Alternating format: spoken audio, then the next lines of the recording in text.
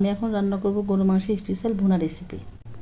যার জন্য half KG গরু মাংস কেটে নেব ছোট করে।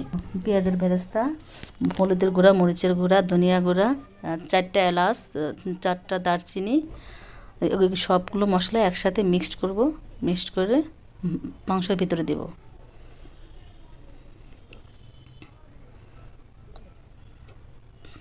তারপরে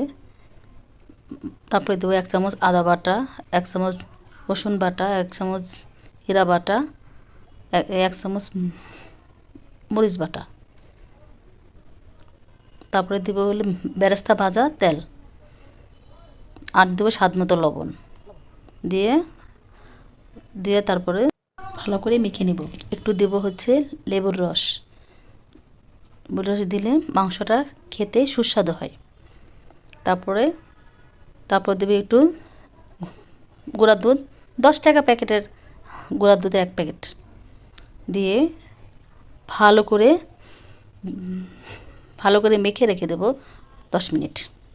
তারপরে একটা কড়াইতে সামান্য তেল দিয়ে তারপরে হাফ কাপ মতো পেঁয়াজ দিয়ে ভাজবো।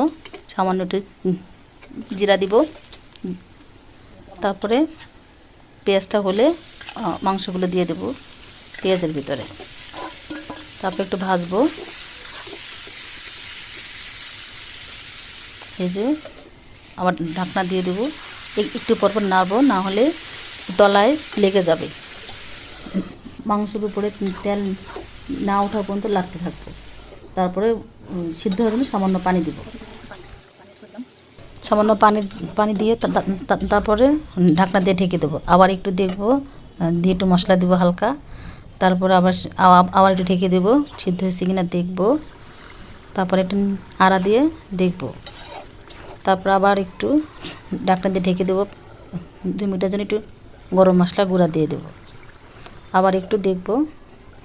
বারবার দেখলে এখন একটু আবার বেরেস্তা উপর দিয়ে ছড়িয়ে দেবো। তারপর ভাজতে ভাজতে আবার একটু 4-5 কোয়া রসুন আর 2টা শুকনো মরিচ দিয়ে দেবো, যাতে স্বাদটা একটু বাড়ে।